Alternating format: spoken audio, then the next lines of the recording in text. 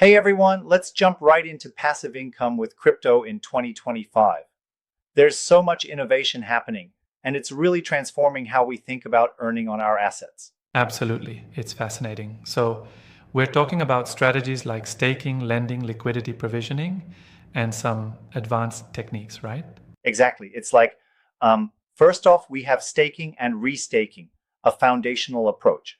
With native staking, you lock up tokens like ETH, SOL, or Cosmos to support blockchain security while earning Yep, predictable yields.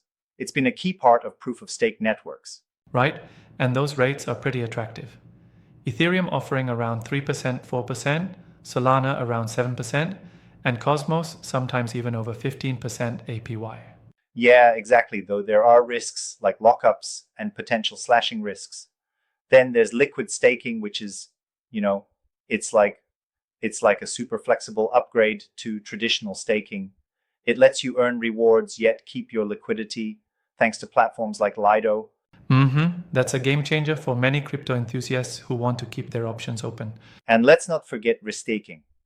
This one takes staking even further by allowing you to stake the same asset multiple times. With projects like EigenLayer, you can actually secure additional networks on top of the original, boosting your rewards to sometimes 10%, 20% APY. Yeah, though the complexity and extra slashing risks mean it's for the more adventurous, technically savvy users. Precisely. Then, we move into lending as another solid passive income method. Crypto lending through platforms like Aave or Maple Finance lets users deposit assets, earning interest that can vary between 1% to 10% or even 5%, 20%, depending on whether you choose a variable or fixed rate model. It's like giving your idle capital a job, right? Instead of just sitting there, it starts working for you. Exactly, it's brilliant. But there's always a flip side, like borrower defaults or smart contract vulnerabilities that you have to keep an eye on. hmm Risks are always part and parcel in crypto. Now, liquidity provisioning is um, one of the highest yield strategies out there. By depositing tokens into liquidity pools on DEX, such as Uniswap, Orca, or Drift, you earn trading fees and other hmm incentives. But you got to manage impermanent losses, which can be a real head scratcher. Right, if the market swings too wildly, those losses can really eat into your gains. And moving on, have you considered real world assets? These are tokenized versions of traditional financial instruments like bonds, treasury bills, even real estate. Platforms like Ondo Finance and Goldfinch are bridging that gap, offering steady yields around 4%, 10% APY. Yeah, that's a neat strategy for crypto users seeking stability and a bit less volatility. It's almost like dipping your toe into traditional finance while staying in the crypto world. Exactly. It's a strong option for those who might be wary of extreme volatility in the DeFi space. All right, now on to the really advanced stuff, tokenizing future yields and delta neutral strategies. Yes, let's dive into that. It sounds a bit mind bending at first, but it's super innovative. So, take Pendle for example. It tokenizes the future yield of your assets by splitting a yield bearing asset into two components, a principal token and a yield token. It's like, imagine breaking down your income stream to either lock in fixed returns or play the market speculatively. That's uh that's really cool. But don't you think sometimes it can overcomplicate the process and introduce liquidity issues? You raise a valid point, and that risk is real. Liquidity constraints and fluctuations in the yield token prices are definitely on the radar for anyone exploring this strategy. And then there's Athena, which uses delta neutral strategies through perpetual futures hedging combined with on-chain collateral management to provide stable yields exceeding 20% APY at times. Yes, Athena is super intriguing because it generates yield using a market neutral approach. You deposit ETH or stablecoins, and they hedge against volatility. It's a unique way to protect your assets while still Yeah, earning. But, like all derivative strategies, counterparty risk and potential liquidation are important considerations. absolutely. Nothing's completely without risk. It's always a balancing act between high rewards and the potential downsides. When we look at all these strategies collectively, the core idea is diversification. By spreading your crypto across staking, lending, liquidity provisioning, RWAs, and advanced strategies, you can potentially maximize returns while mitigating losses.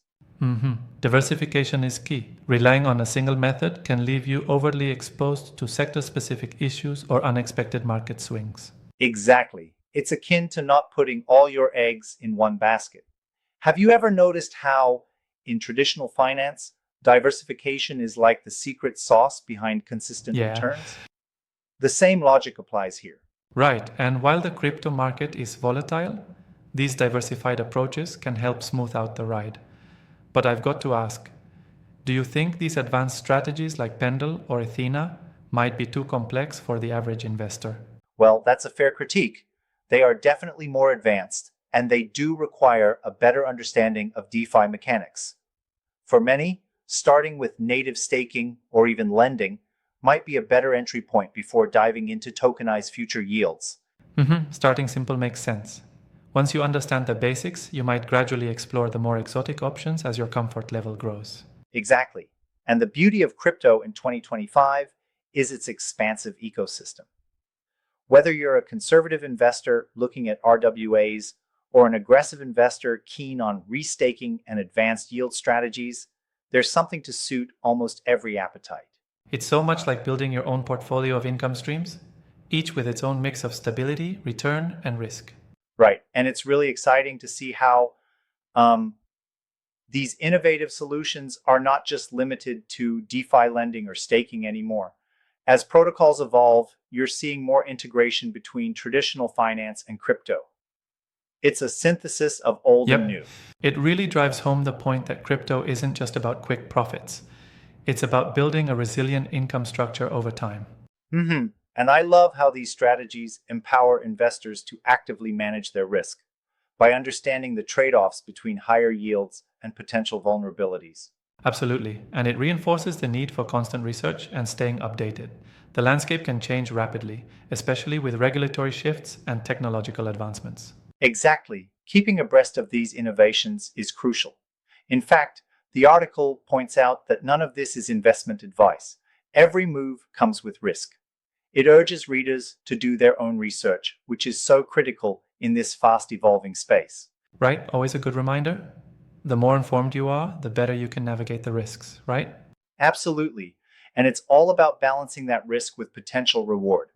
It's like tuning a high performance car. Too much throttle and you might lose control. But a smooth, informed approach makes for a fantastic ride. That's a great analogy. It really captures how these passive income strategies in crypto are not just set and forget.